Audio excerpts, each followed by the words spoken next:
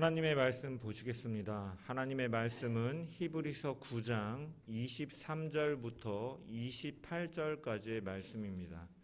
히브리서 9장 23절부터 28절까지의 말씀입니다. 제가 가진 성경 신약성경 361페이지에 있습니다. 다 찾으신 줄 알고 하나님의 말씀을 봉독합니다. 그러므로 하늘에 있는 것들의 모형은 이런 것들로서 정결하게 할 필요가 있었으나 하늘에 있는 그것들은 이런 것들보다 더 좋은 제물로 할지니라. 그리스도께서는 참 것의 그림자인 손으로 만든 성소에 들어가지 아니하시고 바로 그 하늘에 들어가사 이제 우리를 위하여 하나님 앞에 나타나시고 대제사장이 해마다 다른 것의 피로써 성소에 들어가는 것 같이 자주 자기를 드리려고 아니하실지니 그리하면 그가 세상을 창조한 때부터 자주 고난을 받았어야 할 것이로되 이제 자기를 단번에 제물로 드려 죄를 없이 하시려고 세상 끝에 나타나셨느니라. 한번 죽는 것은 사람에게 정해진 것이요 그 후에는 심판이 있으리니 이와 같이 그리스도도 많은 사람의 죄를 담당하시려고 단번에 들이신 바 되셨고 구원에 이르게 하기 위하여 죄와 상관없이 자기를 바라는 자들에게 두 번째 나타나시리라. 아멘. 오늘도 주의 말씀을 통한 은혜와 평강이 저와 여러분 가운데 넘치기를 축원합니다. 우리가 보고 있는 히브리서는 1차 수신자들이 13장에 기록되어 있는 것처럼 갇힌 자 그리고 학대받는 자라는 표현처럼 그들은 박해로 인하여서 어려움을 겪고 있던 상황이었습니다. 그 당시에 로마에는 황제 숭배 사상이 있었습니다. 그래서 카이사르 퀴리오스, 가이사가 곧 주님이시다. 이러한 그 인사말이 그 사람들이 만날 때마다 그 로마의 황제는 주님이시다라고 인사할 정도로 이 로마의 황제를 신격화하는 그런 시대였습니다.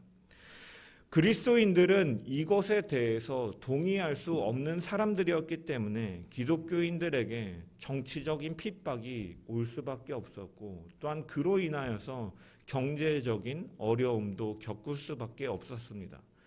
그 상인들의 조합에 가입하지 그 길드에 들어가지 못하기 때문에 그들은 경제적으로도 많은 손해를 보았던 것입니다.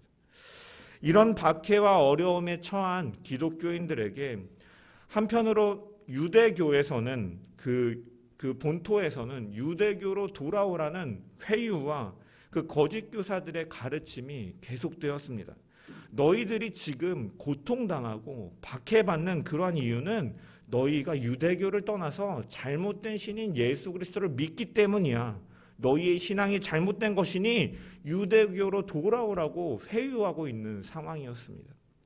그리하여 일부는 기독교 신앙을 포기하고 유대교로 되돌아가려고 하는 그런 위험에 처하고 있었던 것입니다. 기독교인들의 심리 상태는 어떠했을까요? 아마 내면의 갈등이 있었을 것입니다. 그들은 어려운 상황과 박해 속에서 믿음에 대한 회의감이 들 수 있었을 것입니다. 예수 그리스도가 정말 구세주가 맞는가?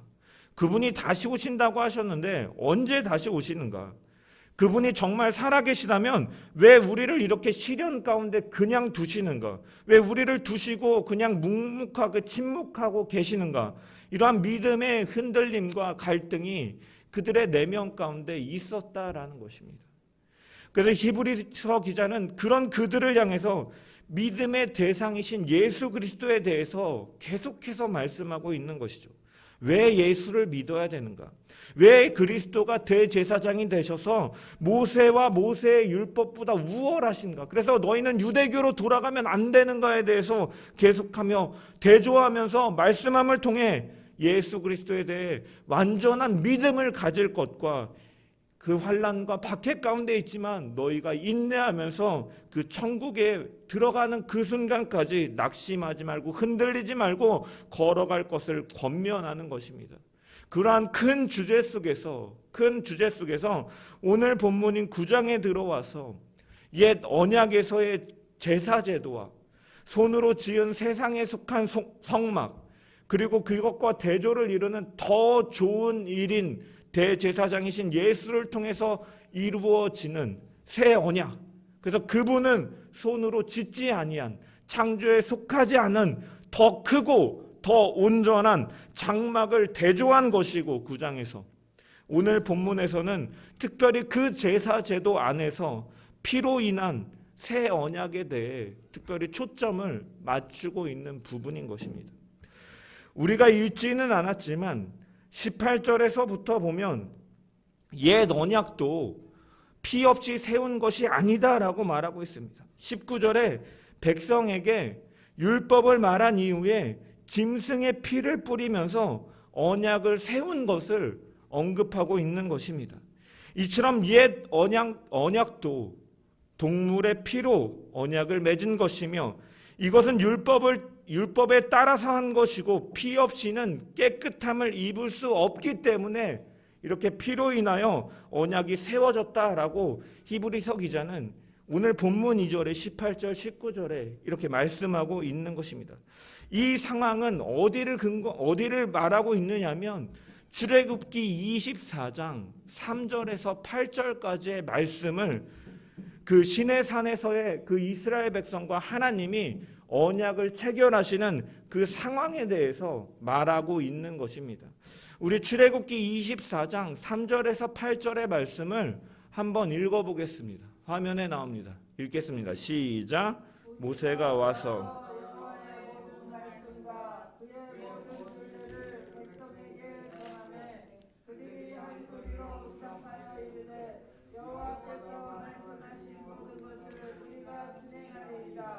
모세가 여호와의 모든 말씀을 기록하고 이른 아침에 일어나 산 아래에 제단을 쌓고 이스라엘 12지파대로 12기둥을 세우고 이스라엘 자손의 청년들을 보내어 여호와께 소로 번제와 화목제를 드리게 하고, 모세가 피를 가지고 반은 여러 양푼에 담고 반은 제단에 뿌리고 언약서를 가져다가 백성에게 낭독하여 듣게 하니, 그들이 이르되 여호와의 모든 말씀을 우리가 준행하리이다. 모세가 그 피를 가지고 백성에게 뿌리며 이르되 이는 여호와께서 이 모든 말씀에 대하여 너희와 세우신 언약의 피니라. 아멘. 모세는 하나님께서 주신 율법대로 이 모든 계명을 온 백성들에게 선포하고, 그 백성들이 그 언약의 말씀을 율례를 준행하겠다라고 함을 통하여서 그 언약을 확증하고 공표하기 위해서 짐승을 죽이고 그 피를 받아 그 피로 언약을 확증하는 모습을 나타내는 것입니다. 모세는 이 피를 제단과 백성들에게 피를 뿌렸다라는 것입니다. 이 피뿌림은 이 언약의 체결에 있어서 굉장히 중요한 일이었다라는 것이죠. 율법으로 주어지는 옛 언약 전체가 이 뿌려진 피로 그 언약이 인정되었음을, 체결되었음을, 공표되었음을 입증하는 것이기 때문입니다. 19절에 언약을 확증하는 송아지의 피는 정결을 상징하기 위해 물로 섞고 붉은 양털을 우슬초의 가지에 담아서 묶어서 온 백성에게 피를 뿌리는데 사용하였다라고 히브리서 9장 19절에 말씀하고 있는 것입니다. 이 의식에서 희생제물의 그 피의 절반은 제단에 뿌립니다. 이 제단에 뿌린다라는 것은 무슨 의미가 있습니까? 어떤 대상이 나를 대신해서 죽임을 당하였기 때문에 그 제사를 드리는 죄인이 다시 한번 하나님께로 나아갈 수 있는 증거가 되는 것이죠. 대신 죽음으로 인해서 하나님께 나아갈 수 있는 증거가 되는 것입니다.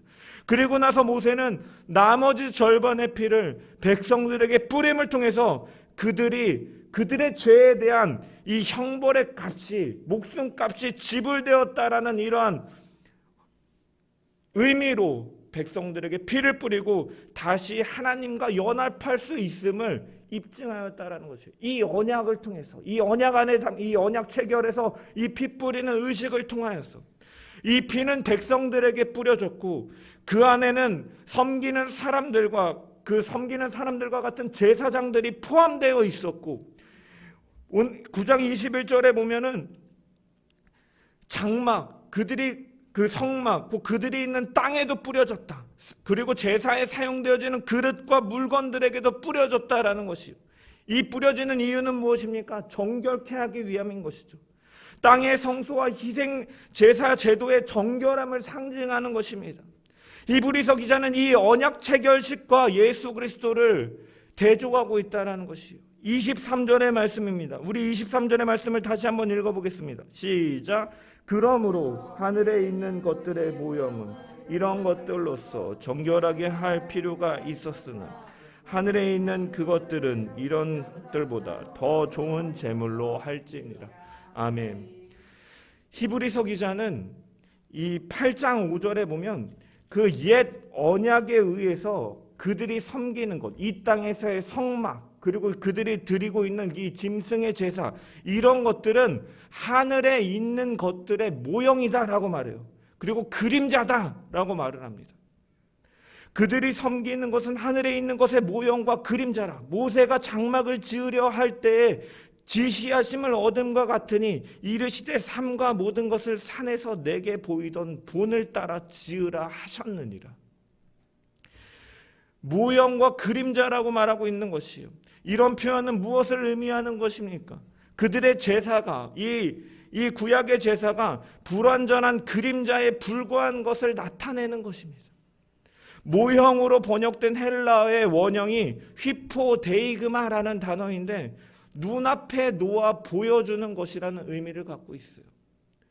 우리가 자동차를 살 때도 보면은 내가 사는 그 자동차를 실제로 볼 수는 없지만 계약을 해요. 전시장에 있는 샘플과 그 카탈로그를 보고서 내가 살 차가 이런 차구나라는 것을 보고서 그것을 계약을 맺고 나중에 인수하는 것처럼 쉽게 말해서 이 구약의 제사는 샘플이다라는 것이에요. 모형이다라는 의미를 갖고 이 모형에는 샘플이다라는 의미를 갖고 있다라는 것이에요.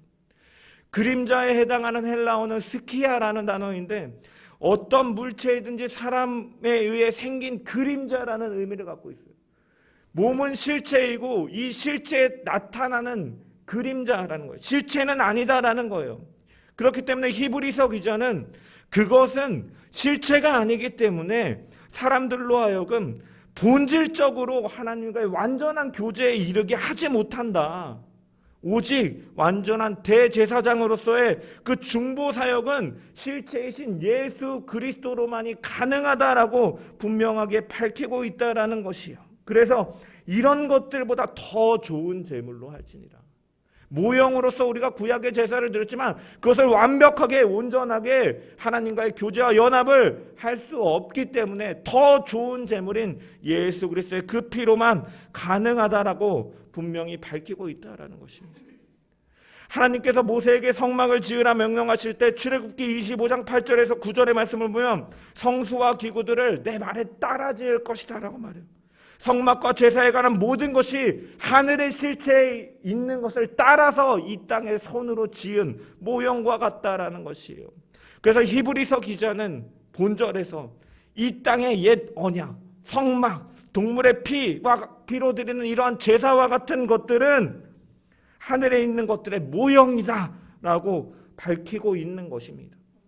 또한 24절에 보면 그것들은 참 것의 그림자이며 손으로 만든 것이다 라고 말하고 있는 것이죠. 모형이고 그림자이다. 실체가 아니다. 그렇기 때문에 그 모형들은 실체가 아니기 때문에 인간이 아닌 동물의 피로 행하는 정결의식을 통해서 깨끗하다 선언이 되었지만 그것은 완벽하게 그것이 이루어지는 것은 사실은 아니었다라는 임시 방편과 같은 모형과 같은 그러한 것들이었다라는 것이에요. 그런데 하늘의 것은 그 모형으로 깨끗하게 될 수가 없기 때문에 그렇기 때문에 더 좋은 것, 다른 것으로 해야 되고 그것이 바로 영원부터 하나님께서 작정하신 하나님의 어린 양 보혈로서 가능하다라는 것을 히브리서 기자는 계속해서 말하고 있다는 거예요. 그러므로 너희가 이 믿음에서 떠나지 말라. 이 예수 그리스도가 정말로 우리를 온전케 하고 우리를 완전하게 속죄하며 우리를 하나님과 완전하게 연합하는 그 피이기 때문에, 더 좋은 재물이기 때문에 너희는 이 믿음에서 떠나지 말라라고 권면하고 있는 것입니다. 더 크고 더 온전한 장막처럼 예수 그리스도의 우월함을 이런 것들보다 더 좋은 재물로 해야 된다라고 말함으로써 그들의 신앙의 대상인 예수가 어떠한 분이신지, 우리가 그분을 향한 믿음을 흔들리지 말아야 될 것을 강조하고 있다라는 것입니다. 여기 23절을 보면 하늘에 있는 것들의 모형은 이런 것들로서 정결하게 할 필요가 있었다. 이 모형인 지상 성막을 동물의 피로서 정결하게 해야 됐다. 그들에게 그 섬기는 제사장들도 정결하게 해야 됐다. 이러한 개념은 사실 우리가 이해하기 쉬운데, 그 뒤에 부분에 보면 하늘에 있는 그것들은 이런 것들보다 더 좋은 제물로 할지니라. 하늘에 있는 것들을 정결케 한다라는 개념은 우리가 사실은 쉽게 이해하기 힘든 개념입니다. 여러분, 저 역시도 설교를 준비하면서 이 구절이 좀 난해 구절이어서 여러 주석서들과 이 설교집들을 살펴보는데 시간을 많이 할애하였는데, 여기에 기록된 예수 그리스도의 그 피로 정결하게 하는 하늘에 있는 그것들은 무엇이냐? 여러분, 하늘에 있는 그것들이라는 단어를 헬라어로 보니까 아우타 데타 에프라니아, 하늘에 있는 그것들, 이것에 대해서 이것이 무엇이냐라고 여러 가지 몇 가지 견해들이 이 성경학자들을 통해서 주어진 것을 제가 봤는데, 첫 번째로는 하늘에 있는 그것들이 어둠의 영에 의해서 더럽혀진 하늘을 깨끗하게, 예수 그리스도의 그 피로 깨끗하게 정결케 해야 된다라고 보는 견해입니다. 그럼 사탄에 대해서 성경이 공중의 권세 잡은 자라고 표현하기도 합니다. 따라서 하늘의 영역에 악의 세력들이 그 정결함을 깨트렸기 때문에 예수 그리스도의 그 피로 그 하늘에서 그 세력이, 그 악한 세력으로 인하여 오염된 것들을 십자가의 피로 정결하게 하셨다라는 의미로 썼다라고 말을 합니다. 이런 견해는 사실은 조금 잘못된 것이죠. 그 사단의 영향력이 히브리인들이 생각하는 하나님 계신 그 하늘에까지 미쳐서 그곳을 더럽혔다라고 보기에는 어렵습니다. 왜? 여러분, 히브리인들은요, 유대인들은요, 하늘에 대해서 세 하늘로 나눠서 생각했잖아요. 그래서 바울이 3층 천을 갔다 왔다, 셋째 하늘을 갔다 왔다라고 말하는데, 첫째 하늘은 이 사람이 거주하는 땅을 상징하고 지구의 그 첫째 하늘의 개념을 말하는 것이고, 둘째 하늘은 무엇이냐면 사단과 악령들이 거처하는 공중을 말하는 것이에요. 셋째 하늘은 히브리인들에게 하늘, 하나님이 계신 그곳, 하나님 나라, 천국에 대해서 말하는 것이에요. 따라서 히브리 기자가 여기서 말하는 개념은요, 둘째 하늘에 대해서 말하는 것이 아니라 셋째 하늘에 대해서 말하고 있는 것이거든요. 하나님은 절대 선하신 분이고 거룩하신 분인데, 그분이 계시고 임재하고 계시고 통치하고 계신 그곳이 죄로 인하여 성결과 거룩함을 잃어버릴 수 없기 때문에 이러한 견해는 맞지 않다라는 거예요. 이렇게 설교하는 분들도 있지만 이런 견해는 맞지 않다라는 거예요. 두 번째 견해는, 그러면 하늘에 있는 그것은 무엇이냐? 구약의 성도들로 보는 견해가 있습니다. 그들은 하나님의 보장에 따라서 그들이 하늘나라의 낙원에 들어갔지만, 실제 그들의 죄는 시간상 예수 그리스도 그 오시기 이전에 들어간 것이기 때문에 그 예수의 피로 완전하게 사함을 받은 것이 아니기 때문에 반드시 이 의인의 피, 예수의 피로 속죄되어야 한다라는 것이에요. 하나님의 어린 양은 창세로부터 정해진 어린 양이지만, 희생양이지만 그 속죄는 시간 속에서 예수 그리스도가 나타나야 주의 백성의 죄가 완전히 제거될 수 있다. 그래서 이것은 구약 성경에 나오는 사람들, 예수 그리스도 이전의 성도들을 말하는 것이다 라고 보는 견해가 있습니다. 그렇지만 여러분, 저는 이 견해에도 동의할 수가 없어요. 이 견해의 문제점이 무엇이냐면, 그렇다면 예수 그리스도 이전의 사람들은 불완전한 속죄를 가지고 완벽한 천국으로 들어갈 수 있겠냐 하는 문제가 생겨요. 그래서 또 이것에 대해서 파생되는 개념으로서 그래서 천주교의 연옥교리와 같이 중간지대가 있다. 그래서 거기서 다시 한번 완벽한 천국에 들어가는 것이다. 이러한 개념으로 파생됩니다. 그렇지만 여러분, 히브리서 기자는 11장에 보면, 믿음장이라고 불리는 이 11장에 보면 그 믿음의 선조들, 믿음의 선진들은 보이지 않는 실상, 아직 오지 않은 예수 그리스도를 믿음으로 바라봄으로써 구원받았음을 히브리서 기자는 선포하고 있기 때문에 결코 이런 의미로 해석하는 건 역시도 조직신학적으로도 또한 이 성서신학적으로도 이 본서의 히브리서 내에서도 맞지가 않다라는 것입니다. 그렇다면 히브리서 기자가 언급하고 있는 이 하늘에 있는 그것이 무엇인가? 하늘에 있는 이 다 F1이야. 이 표현은요, 요한복음 3장 12절과 에베소서 3장 10절에도 등장하는 구문입니다. 요한복음에는 내가 땅의 일을 말하여도 너희가 믿지 아니하거든 하물며 하늘의 일을 말하면 어떻게 믿겠느냐 기록되어 있고, 에베소서에는 이는 이제 교회로 말미암아 하늘에 있는 통치자들과 권세들에게 하나님의 각종 지혜를 알게 하려 하심이니라. 에베소 3장 10절이요. 네. 그래서 하늘에 있는 이라는 말은 하나님께 속한 것이라는 의미가 있다는 거예요. 이 요한복음과 에베소서를 통해서 보면 하나님께 속한 것. 그리고 특히 이 본문 23절의 강조점은 그 정결케 한다라기보다는 더 나은 재물의 강조점이 있다라는 것을 볼 때 더 나은 재물인 예수 그리스도를 통해서 하나님께서 깨끗해 하시는 하나님께 속한 대상이 무엇인가? 결국은 주의 백성이다라는 거예요. 주의 백성.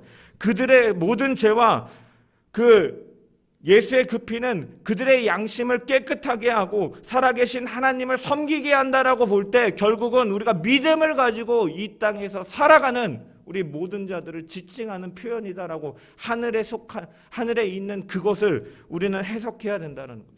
그렇다면 우리는 땅에 있는데 왜 히브리서 기자는 하늘에 있다라고 말을 하는, 현재적으로 하늘에 있다라고 말을 하는가? 왜 그렇게 표현하는가? 성도들은 믿음으로 이미 하나님 나라를 사는 자들이기 때문이에요.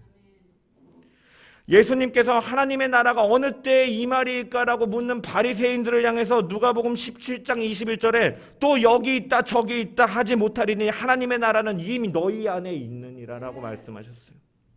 예수 그리스도를 통해서 이미 임한 하나님의 나라, 예수 안에 거함을 통해서 장차 완성될 하나님의 나라를 믿음을 통해서 지금 이곳에서 살아가는 사람이 천국의 시민권자이고 하늘에 있는 하나님 나라에 속한 사람이다라는 것입니다.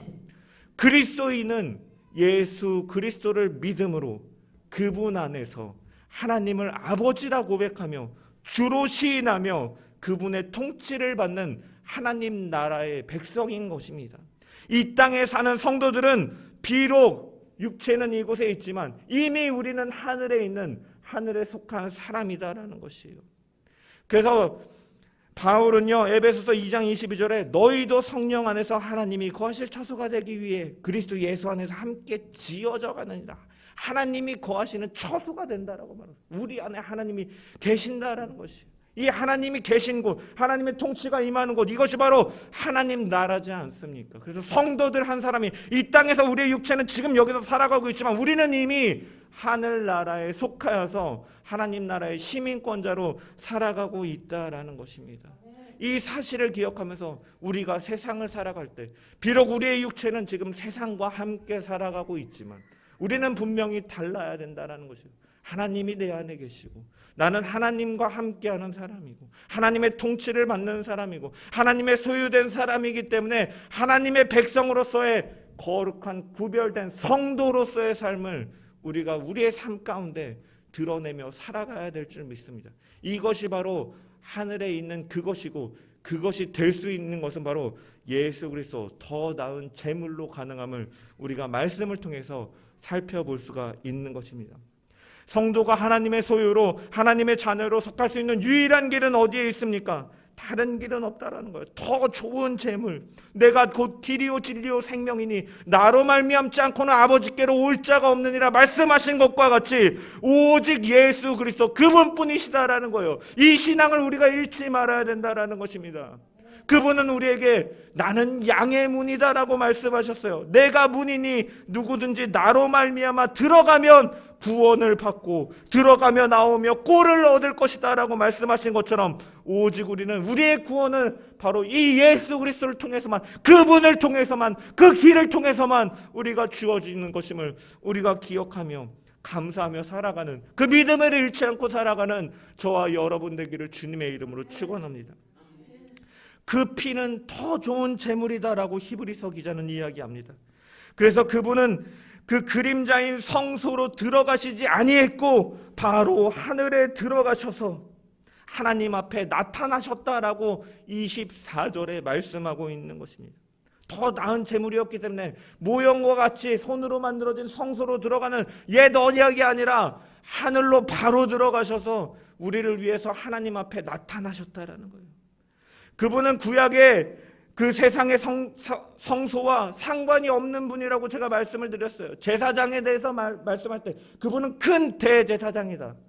그 이스라엘 백성들이 제사를 행하는 그 제사장들은 레위 지파에서 나올 수밖에 없었지만 이 레위 지파 이전에 예수님은 레위 지파가 아니십니다. 유다 지파인데 어떻게 제사장이 될 수가 있으신가? 그분은 멜기세덱의 반차를 따르는, 아브라함이 그 11조를 드렸던 그 멜기세덱, 살렘의 왕 대제사장, 그분의 반차를 따르는 예수 그리스도다라고 말씀을 드렸어요. 그분은 세상의 성소에 속한 제사장이 아니라 하늘의 성소의 대제사장이다라는 의미를 담고 있다라는 거예요. 그 손으로 만든 성소에 들어가지 않고 하늘로 바로 들어가셨다. 멜기세덱의 반차를 따르는 하늘의 성소의 제사장이시다라고 말하는 것이에요. 그리고 그분은 바로 하늘로 들어가셔서 하나님 앞에 나타나셨다라고 기록되어 있습니다. 우리를 위하여 하나님 앞에 나타나셨다. 우리를 위하여 하나님 앞에 나타나셨다라는 것은 어떠한 의미냐면 이 땅에서 대제사장이 짐승의 피를 가지고 성소에 들어가서 하나님 앞에 서는 것과 마찬가지의 행위다라는 거예요. 제물이신 예수 그리스도가 하나님 앞에 나셔 자신의 피를 가지고, 완전한 제물이신 하나님의 어린 양이 자신의 피를 통해서, 그리고 땅에서는 그림자처럼 흉내만 낼 수 있었던 그 제사를 실체인 하늘의 성소에서 진짜로 드리고 계시다라는 것이에요. 우리를 위하여서 하나님 앞에 나타나셔서 드리셨다라는 거예요. 이처럼 예수님께서는 자신을 하나님 앞에 보이셨고, 그분이 그렇게 하신 이유는 다름이 아니라 24절에 바로 이제 우리를 위하여라고 밝히고 있다는 거예요. 모든 그리스도인들에게 하나님께로 나아가는 길을 열어주시기 위해서 바로 우리를 위하여 그렇게 하셨다라는 거예요. 예수님께서는 이 세상에 오셔서 십자가의 죽음을 담당하심으로 이제는 누구든지 그를 믿기만 하면 하나님 앞으로 나아갈 수 있는 법적인 제도적인 장치를 마련하셨다라는 것입니다. 이것은 이 세상의 모든 사람들에게 구원의 길이 열린 것이 아니라 오직 예수 그리스도 그분을 주인으로 고백하고 구주로 믿고 구속의 은혜를 믿는 자들을 위해서 열린 것이다라는 거예요. 예수라는 이름에 그가 자기 백성을 그들에 대해서 구원하시기 위하여 오셨다라고 말하는 것처럼, 여기서 특별히 이제 여기 24절에 보면 이제 우리를 위하여라는 부분에 좀 초점을 둬야 될 필요가 있습니다. 이제 모형의 시기였던 예시대와 대조를 이루는 표현이기도 하면서 이 이제라는 의미에는요 계속되는 현재 진행형의 의미를 담고 있어요. 이제라는 것은 그때부터 지금까지 쭉 이라는 의미를 담고 있는,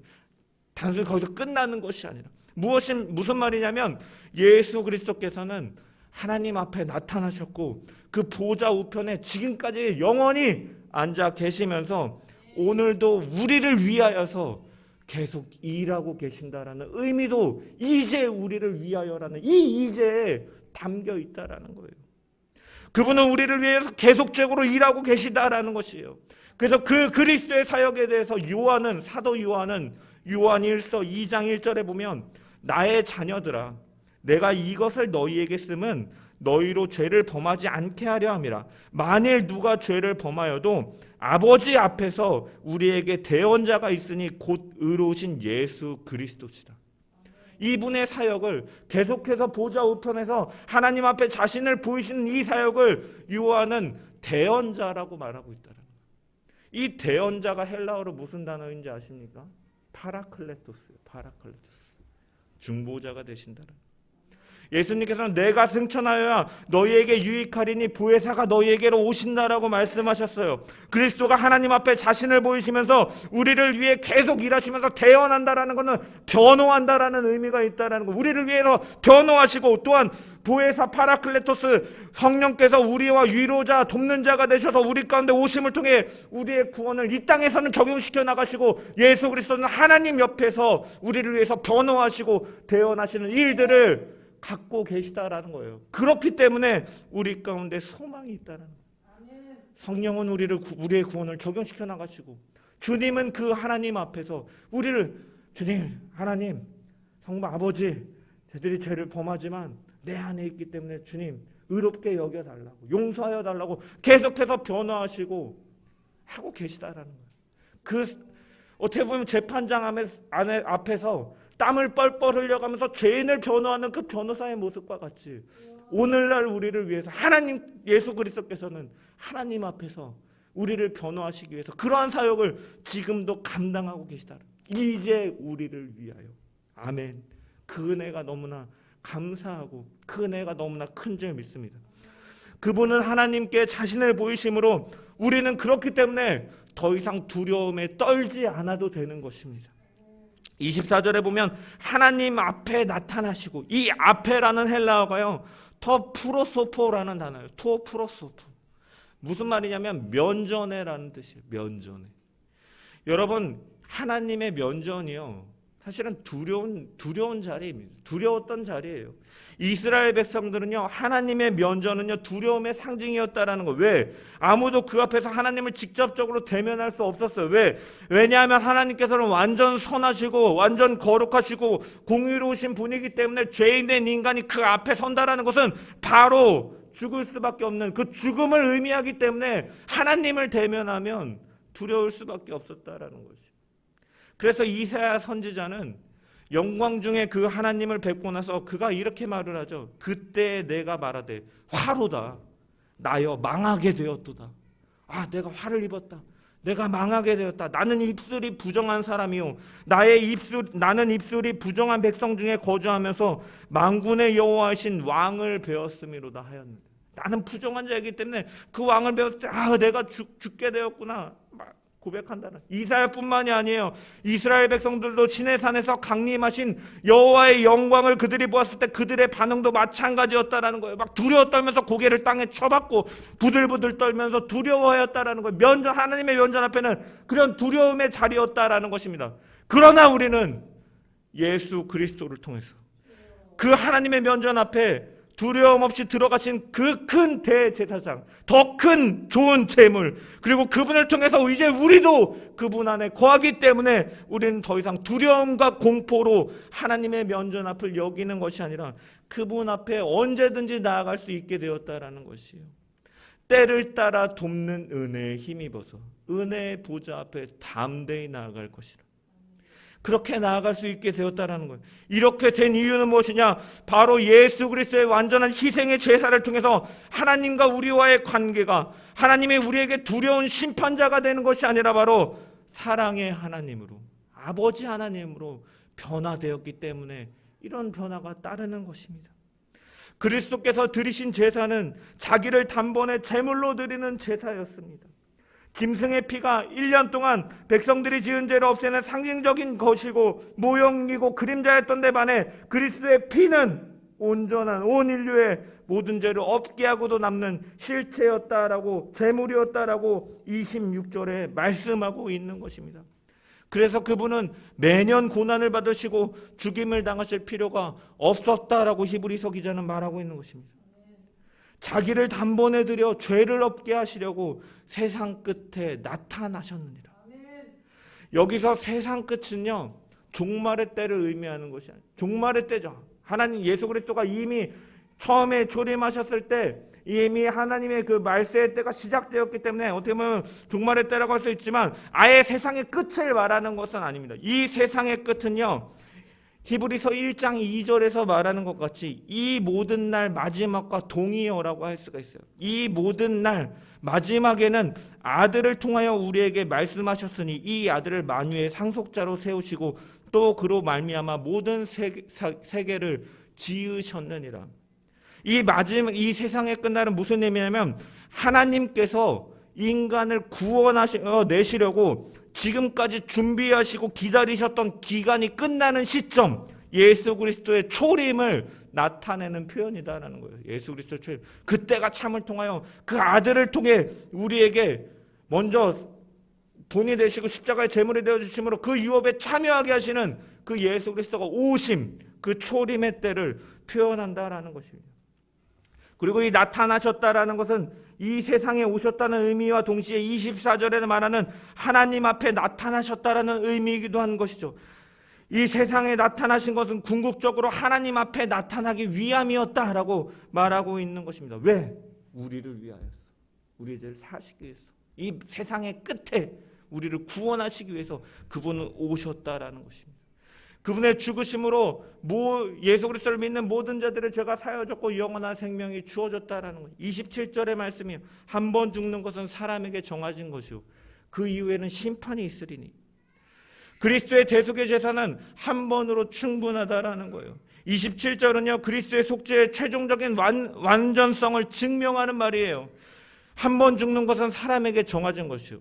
사람이 죽는 것은 죄의 결과, 죄의 삭은 사망이다라고 말하고 있는 것처럼 사망은 죄의 결과다라는 거예요. 그런데 사람이 죄를 범하여도 결국 죽는 것은 몇 번입니까? 한 번이잖아요. 많은 죄를 범하여도 죽는 것은 한 번. 한 번 사람에게 죽는 것은 정해진 것이라고 말하고 있어요.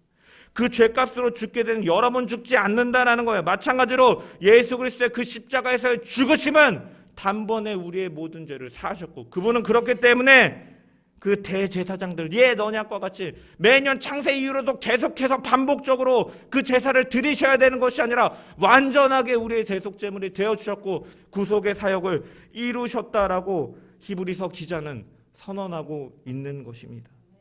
그분은 우리를 위하여 죽으셨습니다. 그리고 그리스도께서는 28절과 같이 많은 사람의 모든 죄를 단번에 속량하시는 최종적이고 완전한 제사를 드리신 것입니다. 이와 같이 그리스도도 많은 사람의 죄를 담당하시려고 단번에 드리신 바 되셨고 그렇기 때문에 한 번 죽은 사람이 또 죽을 수 없는 것처럼 그리스도께서 또 죽으실 필요가 없다라는 말입니다. 그래서 히브리서 기자는 26절에 그는 완전하기 때문에 창조 이후로 계속 반복적으로 고난받을 필요가 없다라고 말하고 있는 것이죠. 완전하게 죽었다는, 단번에 죽었다라는 것입니다. 그렇게 자신의 죽음으로 하나님께 단번에 완전한 제사를 드리신 그리스도는 두 번째 나타나실 것이다라고 말하고 있습니다. 28절에 보면은 구원에 이르게 하기 위하여 죄와 상관없이 자기를 바라는 자들에게 두 번째 나타나시리라. 구원에 이르게 하기 위하여 죄와 상관없이 자기를 바라는 자들에게 두 번째 나타나시리라. 여러분, 이것은 그리스도의 재림을 말하는 것이죠. 두 번째 나타나는 것은 자기를 바라는 자들의 구원에 이르도록 하기 위해서라고 말씀하고 있습니다. 죄와 상관없다라는 것은 무슨 말이냐면 첫 번째 오셨을 때와 같이 죄를 다루기 위해서 오신 것이 아니다라는 것이에요. 대속함을 위해서 오신 것이 아니다라는 거예요. 첫 번째 오셨을 때 이미 끝냈기 때문에 두 번째 오셔서 똑같이 그 일을 또 할 필요가 없으시다라는 거예요. 자기를 바라는 자들에게 구원에 이르게 하기 위해서 나타나신다라는 것은 어떤 의미냐면 그들에게 완전하고 영원한 구원을 보증하고 선언하기 위해서 그때는 심판주로 오신다라고 말씀하고 있는 것입니다. 그리스도께서 두 번째 오실 때는 우리의 구원이 완성되는 시간이다라는 것이에요. 우리의 육신은 그때 영광스럽게 부활하여 하나님 앞에 서게 될 것입니다. 그리스도께서 다시 오셔서 우리를 구원에 이르도록 하신다라는 것은 그분이 자신의 제물로 드리신 제사가 하나님 앞에 받아들여진 것이 우리에게 완전히 드러난다라는 의미를 갖고 있는 것이에요. 구약의 대제사장이 그 짐승의 피를 가지고 성소에 들어가면 모든 백성들은 숨을 죽이고 기다렸을 것입니다. 그 안에서 무슨 일이 벌어나고 있는지 아무도 모르기 때문에, 만일 그 제사에서 조그마한 잘못된 것이 있다면 제사장은 살아서 나오지 못할 것입니다. 그렇기 때문에 숨죽여서 기다리고 있다가 한참을 지난 이후에 대제사장이 다시금 백성 앞에 모습을 드러내면 온 백성들은 그들의 제사를 하나님께서 받으셨구나를 확인하며 기뻐하며 감사하며 찬양과 영광을 하나님께 돌렸습니다. 마찬가지의 개념이다라는 거예요. 그리스도가 두 번째 다시 오실 때는 그런 장면이다라는 거예요. 성소에 들어갔던 대제사장이 제사를 끝마치고 나서 다시금 백성 앞에 서는 것과 같이 그리스도께서 자기를 바라는 자들에게 두 번째 나타나셔서 그 구원의 완성됨을, 완전한 완성을 보여주신다라는 것, 선하고 선포하고 심판자로서 최종 심판대 앞에서 선언하시고 우리를 완전한 육체로 부활시키셔서 영원토록 하나님을 찬양하는 그 일로 갖게 하신다라는 것입니다. 여러분, 그 이미지를 생각할 때 사실 우리가 재림 예수를 기다린다라는 것은, 주님이 다시 오실 날을 기다린다, 세상의 끝을 기다린다라는 것은요, 믿는 자에게는 두려움의 대상이 아니다라는 거예요. 두려움으로 주님이 그때 왔을 때 나를 심판하면 어떡하지? 나를 벌 주시면 어떡하지? 이러한 개념으로 우리는 종말을 기다리는 게 아니에요. 주님이 그때 다시 오실 때 제사장이 딱 나타나서 하나님께서 우리의 제사를 받아주셨습니다, 여러분 기뻐하십시오 라고 선언하고 그 백성들이 감격으로 춤추며 찬양하는 것처럼 그 구원이 완성됨을 우리 앞에 증명하시고 선포하시고 공표하실 것이기 때문에 우리는 기대감과 기쁨과 감격으로 그분을 기다리는 것입니다. 그것이 바로 우리 신앙인들이 걸어가야 되는 정말 재림 신앙인 줄 믿습니다.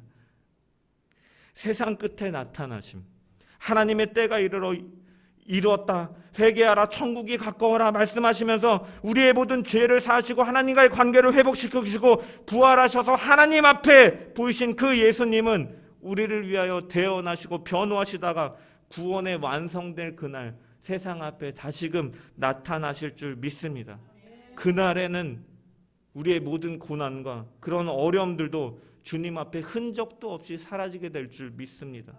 모든 저주와 괴로움, 이러한 모든 사탄은 영원한 불못에 처박히게 될 것이고, 오직 택한 백성들은 영생을 얻고 모든 피조물들은 죄와 저주로부터 자유로워져서 새하늘과 새 땅이 완성되는 그날이 오게 되는 줄 믿습니다. 그래서 주님께서는 계시록에 말씀하신 것처럼 우리의 눈물을 씻겨 주실 것이고 우리의 수고를 그치고 쉬게 하실 줄 믿습니다. 그러므로 우리가 주님 속히 오시옵소서, 마라나타 주 예수여 속히 오시옵소서라고 기대하면서 그 구원의 완성을 기대하며 살아가는 저와 여러분 되기를 주님의 이름으로 축원합니다. 세상의 끝에 처음에 초림하셨고 그 재림하신 그 예수 그리스도, 초림의 예수가 어떠한 분이신지를 우리가 분명하게 알고 그분을 믿음으로 다시 오실 그 주님을 기대함으로 기다리며 살아가는 저와 여러분 되기를 주님의 이름으로 축원합니다. 이제 후로는 나를 위하여 의의 면류관이 예비되었으므로 주 곧 의로우신 재판장이 그날에 내게 주실 것이며 내게만 아니라 주의 나타나심을 사모하는 모든 자에게도니라. 아멘. 그날을 기대하며 달려나가는 저와 여러분 되기를 주님의 이름으로 간절히 축원합니다.